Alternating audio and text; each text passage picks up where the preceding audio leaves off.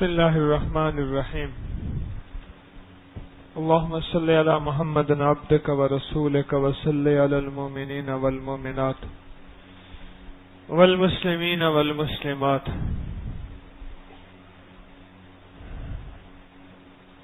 آج سے کچھ عرصہ پہلے جوانی کے مشاغل اور جوانی کے کھیل صحت مند کھیل تھے، جس سے جسم بنتا تھا، ہڈیاں مضبوط ہوتی تھیں،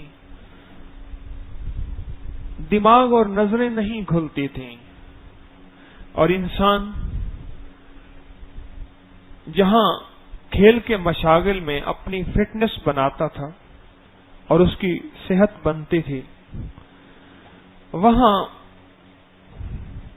اسے ایسے ماحول سے بھی نجات ملتی تھی جو بند کمرے کے خفیہ زندگی کے ذریعے اس کا نقصان ہو جائے، چاہے وہ موبائل ہو یا نیٹ ہو.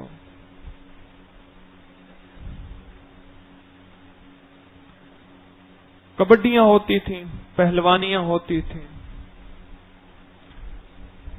اور اس سے جسمانی قوت اور طاقت بنتی تھی.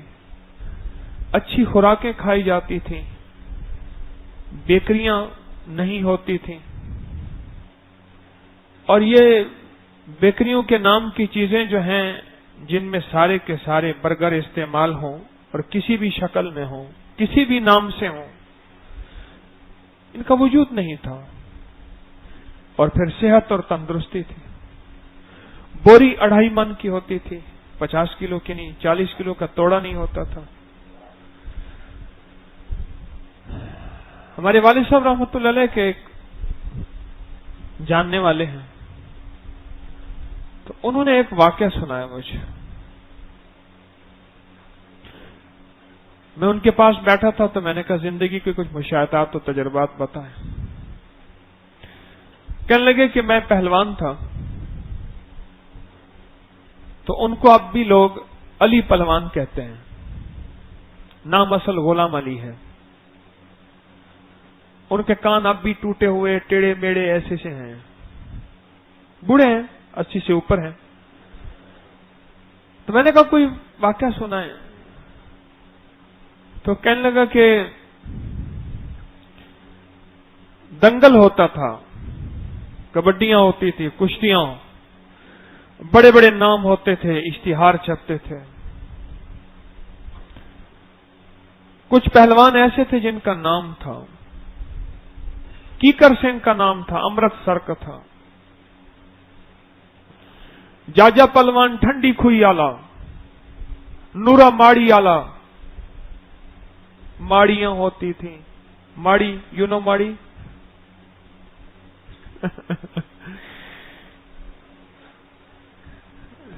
گراؤنڈ اور فرسٹ فلور. کیوں جی فرسٹ فلور کو ماڑی کہیں گے؟ ایک چھت کے اوپر دوسری چھت، اس کو ماڑی کہتے تھے. اور اب بھی علاقوں کے ایسے نام ہیں جن کے ساتھ ماڑی لگتی ہے، علاقوں کے باقاعدہ نام ہیں. یعنی دوسرا کمرہ اوپر ڈال دینا اور پکا مکان بنانا عام بندے کے بس کا نام نہیں تھا، عمومی غربت تھی. اس لیے جو اچھا مکان بنا لیتا اور مکان کے اوپر دوسرا فلور ڈال رہا تھا پکا، تو اس کو ماڑی کہتے تھے.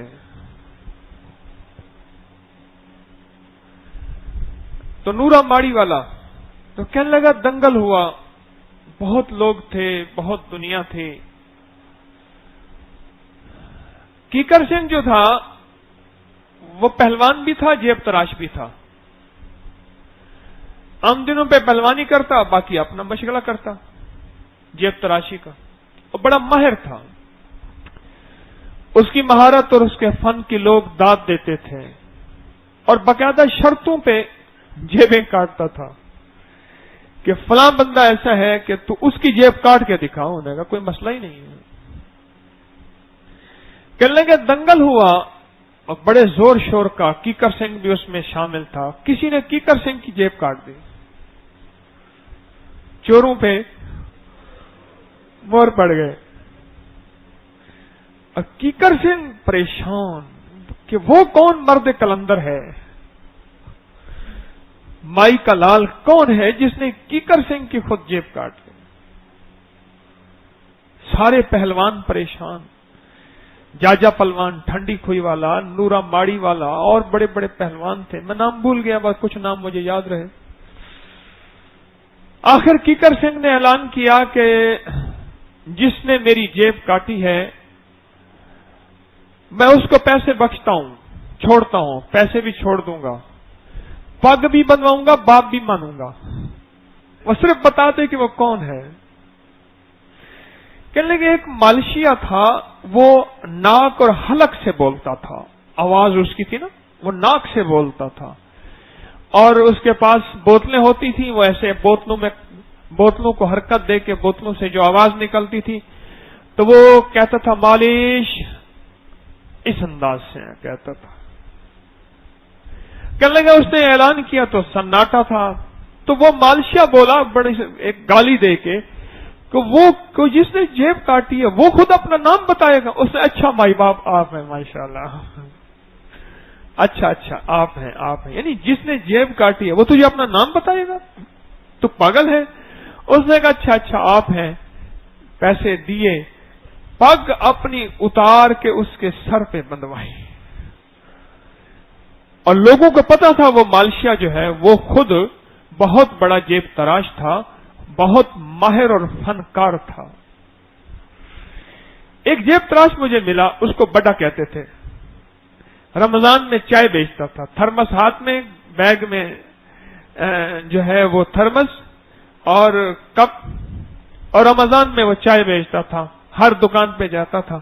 جو روزے کی معذور ہوتے تو روزہ نہیں رکھ سکتے تو روحانی معذور یا جسمانی معذور، بعض لوگ روحانی معذور ہوتے ہیں، روزہ رکھ سکتے ہیں لیکن نہیں رکھتے، تو ان کو وہ چائے بیچتا تھا کچھ مہنگی کر کے رمضان کی برکت سے۔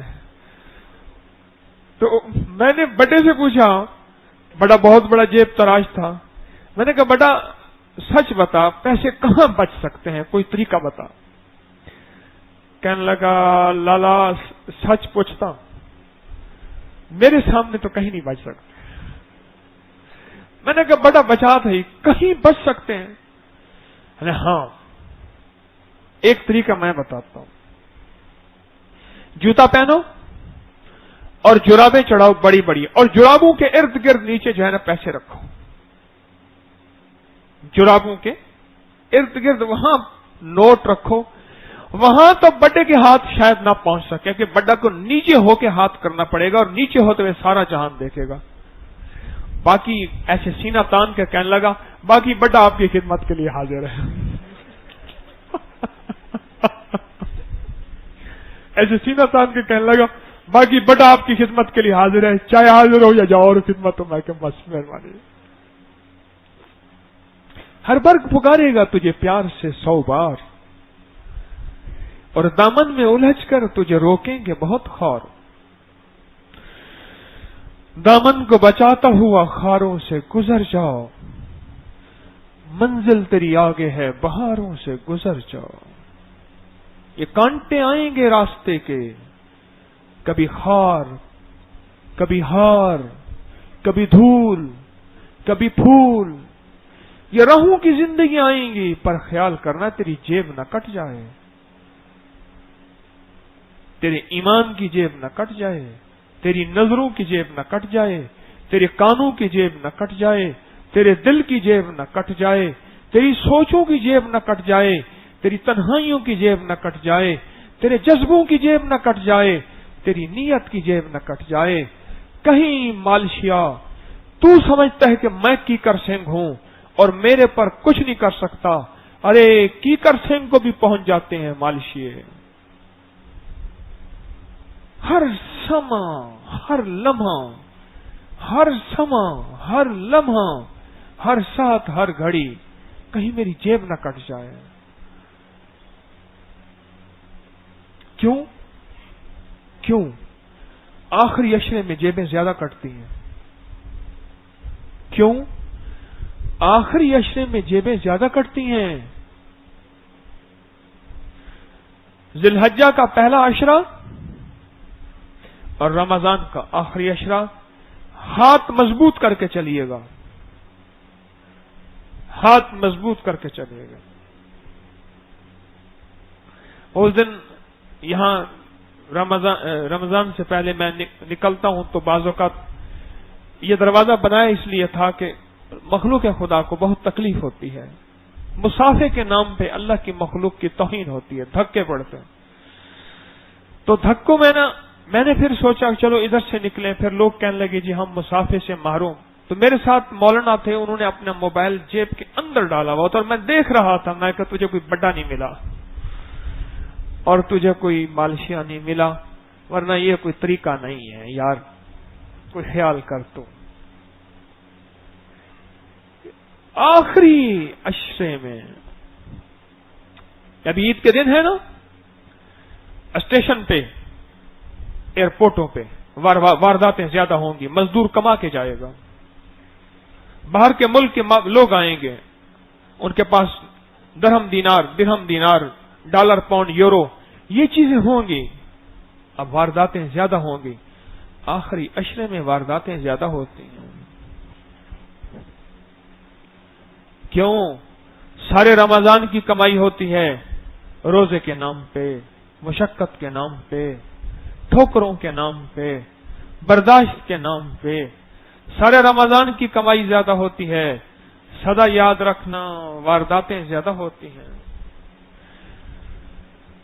تو لاکھ بہت بڑا بن جا پہلوان، پر وارداتوں کو تو سنبھال سکے. بس اللہ ما رحم ربی، رب تیری رحمت سے اپنی خاص کرم سے حفاظت کر دے. پر وارداتیں بڑی ہوتی ہیں. وہ پہلا عشرہ ذی الحجہ کا اور رمضان کا آخری عشرہ شاپنگ کے نام پہ گزر گیا، مہندیوں کے نام پہ گزر گیا، سوٹ کے نام پہ گزر گیا، کڑھائی کے نام پہ گزر گیا، بنائی کے نام پہ گزر گیا، پکانے کے نام پہ گزر گیا.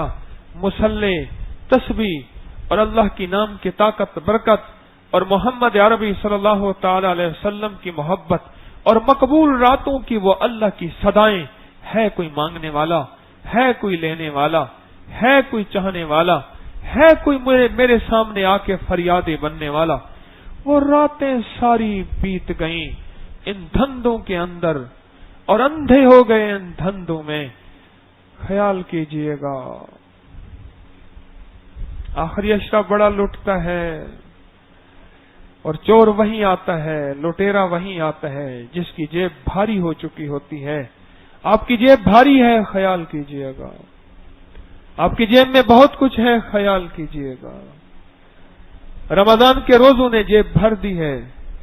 ارے تسبیح اور تلاوت نے جیب بھر دی ہے. جاگتے رہو، میری طرف دیکھو اللہ والو. رمضان کے تسبیح نے، روزوں نے، تلاوت نے جیب بھر دی ہے. بھر دی ہے جیب، بھر دی ہے، بھر دی ہے. اللہ کا قرآن سننے نے جیب بھر دی ہے، بھر دی ہے جیب. آپ کون ہیں؟ آخری صدی کے انسان ہیں. آخری صدی کے انسان ہیں جنہوں نے پیدا ہونے سے لے کر موت تک بس ایک چیز دیکھی ہے. وہ یہ دیکھا ہے کہ باطل کا نظام دیکھا ہے اور ہر طرف گناہوں کی ہوائیں فضائیں دیکھی ہیں اور گناہوں کا تاثر دیکھا ہے. رب کی شان کریمی ایسے بندوں کے ساتھ زیادہ ہوتی ہے. ماں باپ سب کو دیتے ہیں پر جو کمزور بچہ اس کا خیال زیادہ رکھا جاتا ہے. ماں باپ سب کو دیتے ہیں، جو معذور بچہ ہو اس کا خیال زیادہ رکھا جاتا ہے.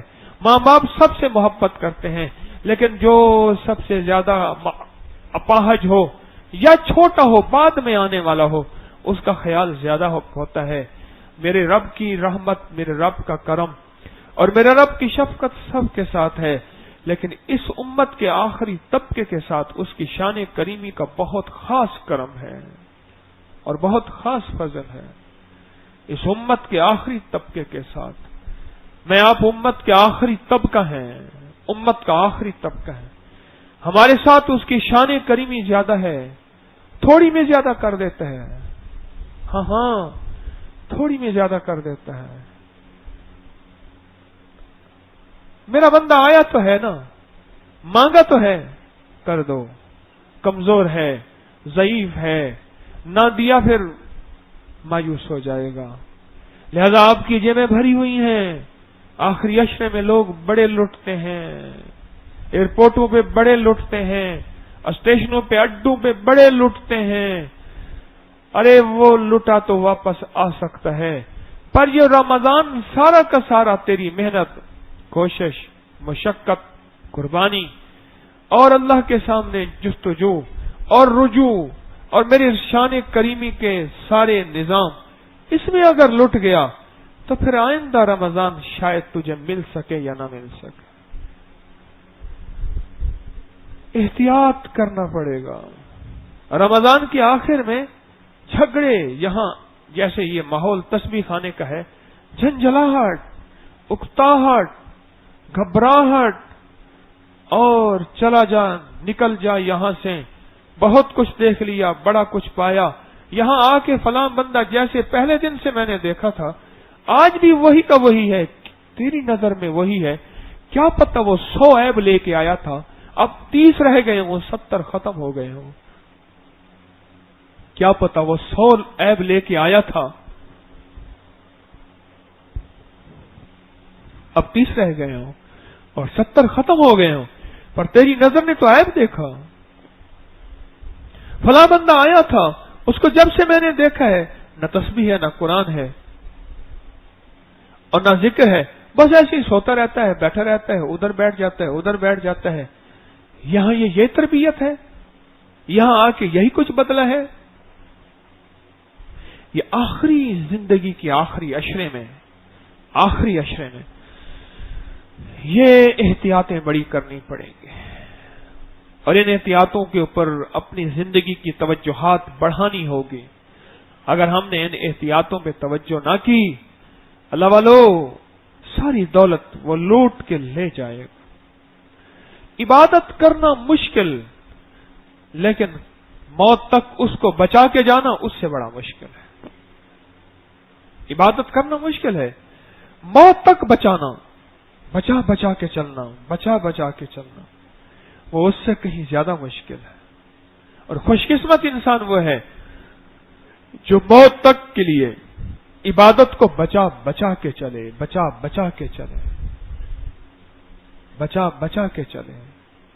وہ خوش قسمت انسان ہے۔ ابھی ہم نے اپنے قدم پھونک کے رکھنے ہیں، ہم نے اپنے کانوں کو بچایا، ہم نے اپنی آنکھوں کو بچایا، ہم نے اپنے جذبوں کو بچایا، ہم نے اپنی سوچوں کو، اپنے دن کو، اپنے رات کو۔ اب خیال کریں آخری عشرے میں کہیں وہ جیب تراش ہماری جیب نہ تراش لے، ہمارا نقصان نہ کر دے، کوئی گھاٹا نہ کر دے۔ بہت احتیاط سے گھروں کو جائیں، بڑی احتیاط سے، بہت احتیاط سے، پل میں سارا کچھ ختم کر دے، پل میں۔ ارے ہماری نیکیاں ایسی ہیں جیسے غبارہ، اور ایک سوئی غبارے کا ساری ہوا نکال دیتی ہے۔ ایک بتائیں، کروڑوں کی گاڑی ہو، ایک سوئی اس کے ٹائر میں مار دیں تو چلتی گاڑی کا وہیں سارا نظام ختم ہو جائے گا۔ میری آپ سے درخواست ہے، اس رمضان کے روزوں میں آپ نے تراویاں، مشقت، کھڑے ہو کے ٹانگوں کو مشقت، دل کو مشقت، کانوں کو مشقت، پیٹ کو مشقت، دل اور گھبراہٹ، یہ ساری چیزیں مشقتوں کا ایک نظام ہے، پر یہی کھڑے کھڑے ایک بات فیصلہ کر لیں، بیٹھے بیٹھے ایک بات کا فیصلہ کر لیں، جو نیکی اللہ کی توفیق سے میں لے کے جا رہا ہوں واپسی پہ، اور انشاءاللہ تعالی گھر جاؤں گا ابھی 5-7 دن کے بعد۔ آج 23 روزے ہو گئے، 7 دن کے بعد اللہ کے فضل سے، یا جتنے دن کے بعد، پر میں نے اپنی نیکیاں بچا کے، اپنی گٹھڑی بچا کے لے جانی ہے۔ ایک پٹواری صاحب مجھ سے کہنے لگے، میں نے کہا کوئی واقعہ سنا ہے، ریٹائر ہو گئے، کہنے لگے میں ایک جگہ گیا،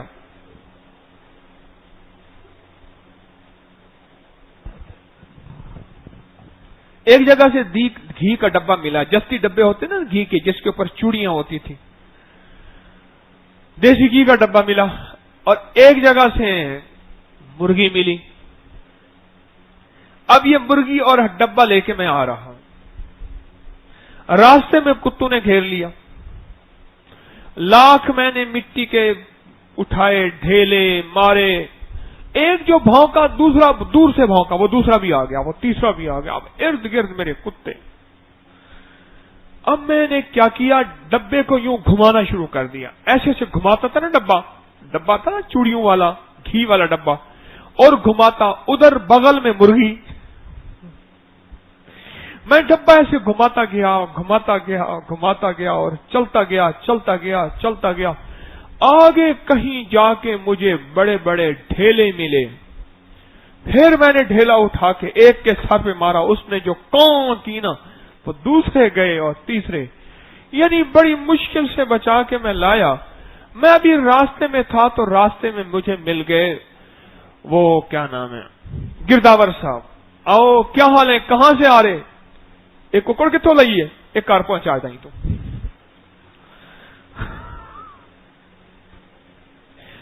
مرغی کہاں سے لی ہے تو نے، یہ گھر پہنچا، انہوں نے کہا جی سر ٹھیک ہے، ڈبے میں کیا ہے، انہوں نے کہا سر یہ ڈبے میں کچھ ایسے ہے، اچھا کوئی بات نہیں، لگتا ہے دیسی گھی ہے، باہر کا دیہات کا گھی بڑا اچھا ہوتا ہے، بچے بھی کہہ رہے تھے ذرا گھی جو ہے نا ختم ہو گیا ہے، اچھا وہ تیرے کاغذ تھے نا وہ کل والے جو تھے، اور تیرے خلاف ایک کمپلین بھی آئی ہوئی تھی، وہ کوئی نہیں میں کر دوں گا، یہ ڈبہ بھی گھر پہنچ جائے۔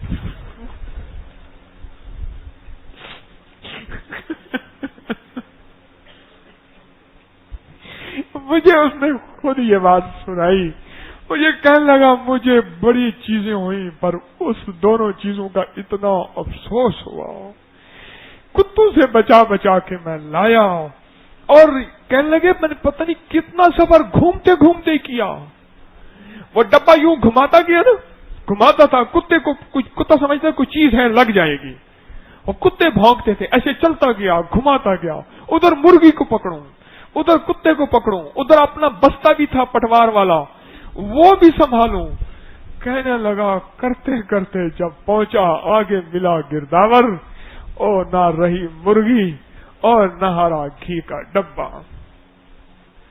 یاد رکھنا کتے پڑیں گے تیری مرغی اور تیرے گھی پہ، چیز خالص ہے نا، دیسی مرغی اور دیسی گھی چیز خالص ہے، اور تیرے اعمال، تیرا ایمان، تیرا تقوی، تیرا ذکر اور تیری مناجات اور تیرا اللہ سے مانگنا، یہ چیز بڑی خالص ہے، اس پہ کوئی پڑ گیا تو تیرا سارا کچھ بچا ہوا جو تو کتوں سے بجا کے لایا تھا نا، وہ ایک پل میں عید والے دن یوں کوئی آئے گا اور چھین کے لے جائے گا۔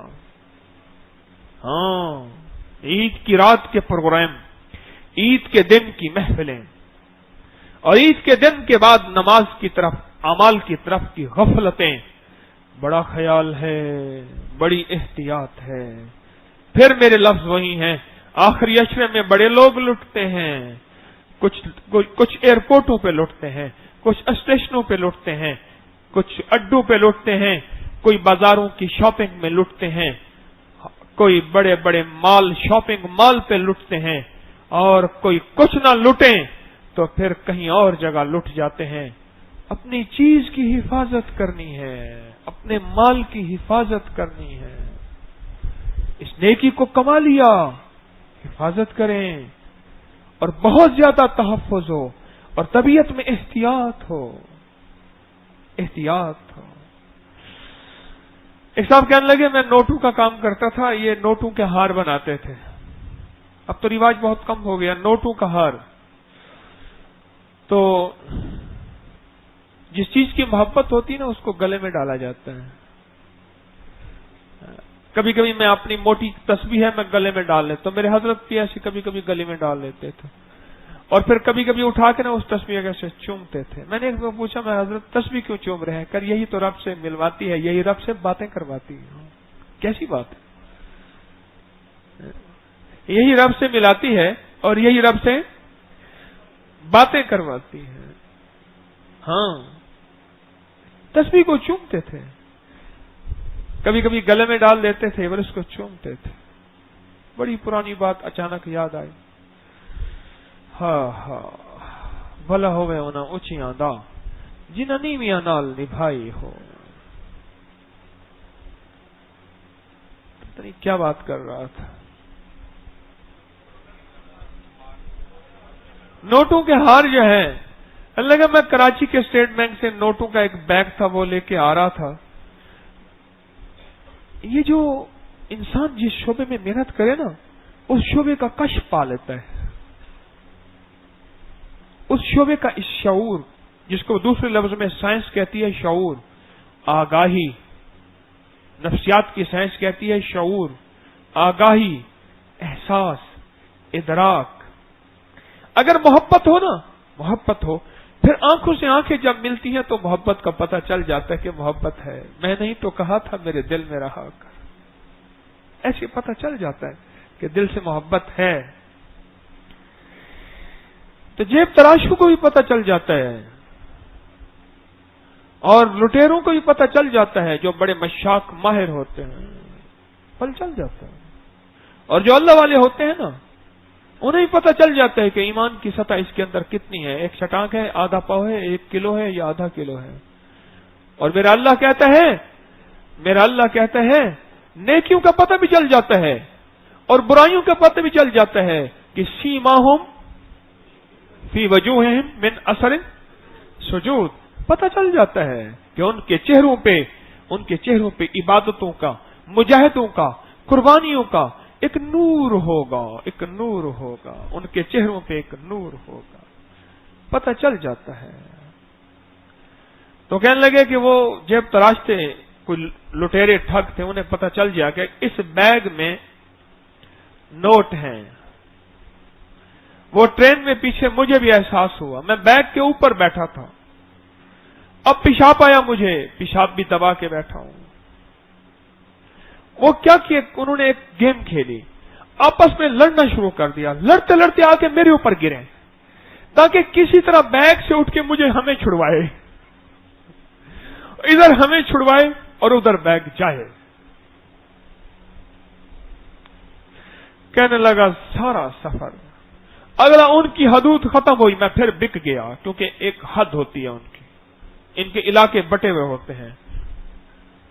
آپ کے لاہور میں مانگنے والوں کے علاقے بٹے ہوئے ہیں. اگر دوسرے علاقے میں جائے گا اس کو گولی بھی مار دیتے ہیں. ان کی گودڑی میں ریوالور بھی ہوتا ہے.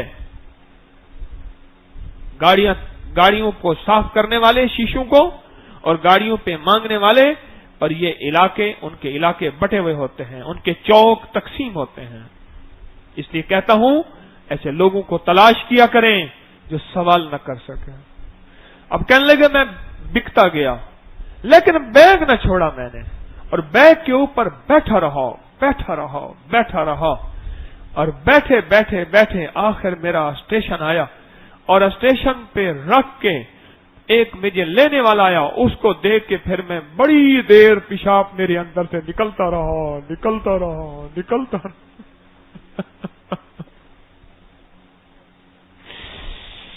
ہے بیگ سنبھال کے رکھنا. عید کے دن دوسرے دن پھر بڑی دیر بیٹھ کے پیشاب نکلتا رہا، عید کے تیسرے دن نکلتا رہا. بیگ نہیں چھوڑنا، خیال کرنا. نیکیوں کا بیگ، عبادتوں کا بیگ، اللہ جل شانہ کے نور کے روزے کا جو نور ملا، تسبیح کا نور ملا، تلاوت کا جو نور ملا، تلاوت کو سننے کرنے کا جو نور ملا، اعمال کرنے کا جو نور ملا، اور یہ جو نور ہے نا، اس کو نہ چھوڑیے گا. یہ بڑی کام کی چیز ہے. عجیب بات بتاؤں، موت کے وقت کوئی بھی چیز سامنے نہیں آئے گی. صدقہ، خیرات، زکات، اعمال، ان کا نور ملے گا، اور قیامت کے دن یہ چیزیں عملی طور پہ جو تلیں گی اپنے نور کے ساتھ تلیں گی. اور بتائیں، سنیں گے پل صراط میں ان چیزوں کے نور سے روشنی پیدا ہوگی، نور ملے گا. آپ جو قربانی سے بیٹھتے ہیں نا، نیند آ رہی پر نہیں سوتے، دل چہرہ اٹھ کے چلا جا پر نہیں جاتے، طبیعت کی گھبراہٹ ہو رہی پر نہیں اٹھتے، اس مجاہدے پہ ایک نور ملتا ہے، اس قربانی پہ ایک نور ملتا ہے. میں ایک سفر میں تھا، ہمارے ساتھ ایک براوی زبان ہے، بلوچستان میں زبان ہے. بالکل انپڑھ آدمی ہے. اور جب آخرت کی موت کی قبر کی ایسے مدینے والے کی بات ہوتی تھی نا، میری طرف دیکھیں، ایسی بڑے توجہ سے سنتا تھا، ایسے غور سے سنتا تھا. ایک دن میں نے اس سے پوچھا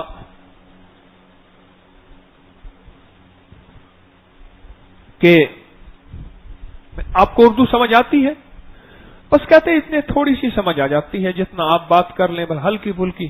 اور وہ بات اردو میں نہیں کرتا، بس تھوڑی سی ایسے سمجھ آ جاتی تھی. دیہاتی آدمی تھا، ساری عمر بلوچستان کے پہاڑوں میں اس کے گزرے.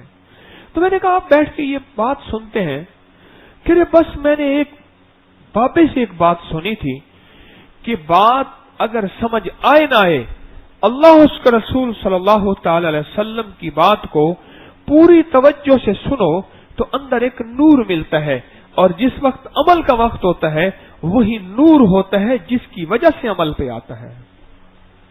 غور سے سمجھے، بڑا باریک نقطہ ہے. وہی نور ہوتا ہے جس کی وجہ سے عمل پہ آتا ہے، اور وہ اس وقت ملتا ہے جب عمل کو قربانی سے کیا جائے. کس سے کیا جائے؟ قربانی سے کیا جائے. نیند آ رہی جس پوزیشن میں، اس پوزیشن کو بدل دے. کئی دوستوں کو کہا پوزیشن بدل کے بیٹھو، تیار نہیں ہے بدلنے کو. میں نے پھر کہنا ہی چھوڑ دیا. بیٹھ کے اونگتے رہتے ہیں، اپنی پوزیشن کو نہیں بدلتے. کہ میں اتحیات کی شکل میں بیٹھوں، اپنے آپ کو کوئی ہارڈ پوزیشن دو، سخت پوزیشن دو. کہتے ہیں دعا کریں میری نیند ختم ہو جائے. اپنے لیے کچھ کرنے کو تیار نہیں ہے. انہوں نے فیصلہ کیا ہم نے نہیں کرنا. ٹھیک ہے، پھر ہم کیا کریں؟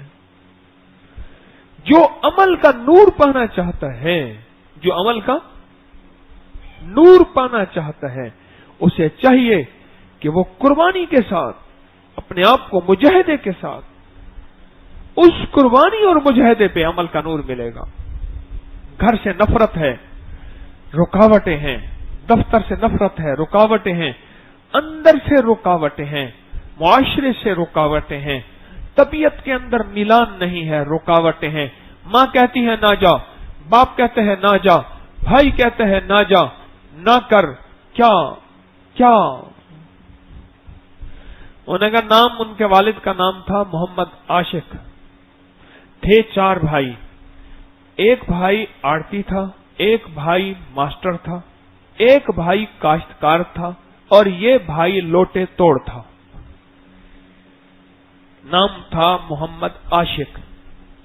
والد کا نام کیا تھا؟ محمد عاشق. قوم کے تھے رانگڑ، اور تھے 4 بھائی.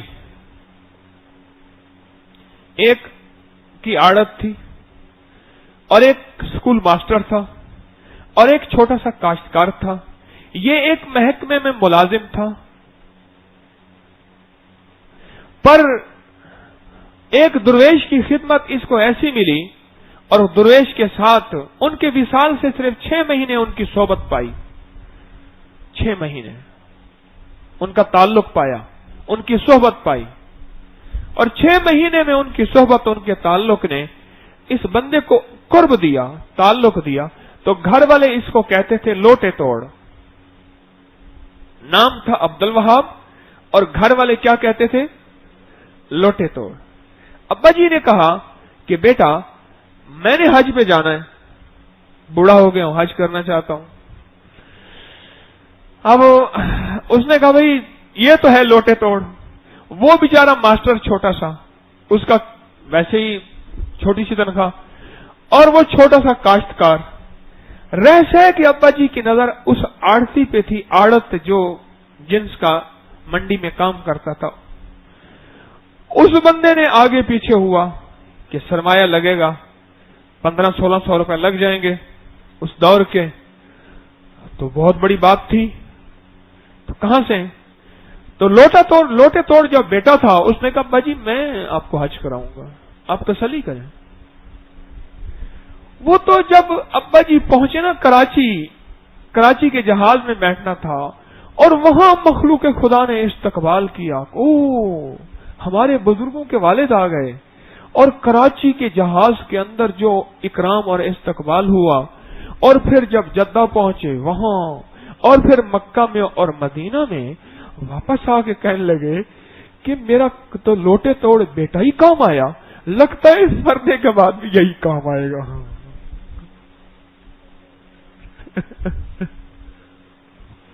کہ وہ لوٹے توڑ بیٹا ہی میرا کام آیا، لگتا ہے مرنے کے بعد یہی کام آئے گا، یہی کام آئے گا۔ باقی سارے کے سارے جو ہے میرے کام نہ آئے، یہ جو میرا لوٹے توڑ بیٹا عبد الوہاب ہے نا، حاجی عبد الوہاب، یہی میرے کام آیا اور یہی کام آئے گا۔ ارے اس زمانے میں بہت کچھ سننا پڑے گا، سہنا پڑے گا، بہت کچھ ہوگا۔ کبھی اندر سے کہے گا چھوڑ، نہ جا مسجد، نہ کر سجدے، وضو کے توڑ دے کوزے۔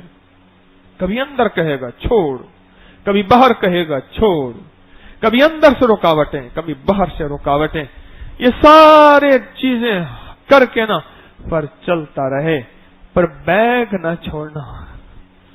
سب کچھ ہو، بیگ نہ چھوڑ۔ لڑتے لڑتے وہ کہتے ہیں میرے اوپر آ کے پھر گر پڑتے تھے اور ایک دوسرے کو کھوسے مارتے تھے، تھپڑ مارتے تھے، پتہ نہیں کیا لڑائیاں ہوتی تھیں، اور کسی طرح یہ اٹھے اور پھر بندہ، ہاں ایک اور بات بتائی، کہہ رہے میرے اوپر گر کے بندہ مجھے پکڑ لیتا تھا، وہ مجھے کھینچتا تھا، انہوں نے کہا میں نے بیگ نہیں چھوڑا۔ اس بیگ میں بہت کچھ تسبیح خانے سے ملا ہے۔ کس نے دیا؟ اللہ نے دیا۔ کس نے دیا؟ کس نے دیا؟ اللہ نے دیا۔ اس بیگ میں تسبیح خانے میں بہت کچھ ملا ہے اور ملے گا، صبر سے ذرا، پر اس بیگ کو سنبھال کے رکھنا، یہ بڑا کام آئے گا۔ اس میں نوٹ ہی نوٹ ہیں، اس میں پیسے ہی پیسے ہیں، اس میں رقم ہی رقم ہے، اس میں دولت ہی دولت ہے۔ سنبھال کے چلیں۔ بس میری آخری بات پھر وہی ہے کہ آخری عشرے میں بہت لوگ لٹتے ہیں، بہت لوگ لٹتے ہیں، بہت لوگ لٹتے ہیں۔ آخری عشرے میں بہت لوگ لٹتے ہیں اور مختلف شکلوں میں لوٹتے ہیں اور مختلف صورتوں میں لوٹتے ہیں اور مختلف کیفیتوں میں لوٹتے ہیں اور مختلف حالتوں میں لوٹتے ہیں۔ کہیں میں نہ لٹ جاؤں، کہیں میں نہ لٹ جاؤں، میں بچ کے چلوں اور بچ بچ کے چلوں، اللہ سے مانگتا بھی رہوں، اللہ سے مانگتا بھی رہوں اور حفاظت اور احتیاط والے اعمال بھی کرتا رہوں اور کوشش بھی کرتا رہوں، مانگتا بھی رہوں، کوشش بھی کرتا رہوں، مانگتا بھی رہوں، کوشش بھی کرتا رہوں اور کرتا بھی رہوں اور ڈرتا بھی رہوں، کہیں لٹ نہ جاؤں، کرتا بھی رہوں اور ڈرتا بھی رہوں، کہیں لٹ نہ جاؤں۔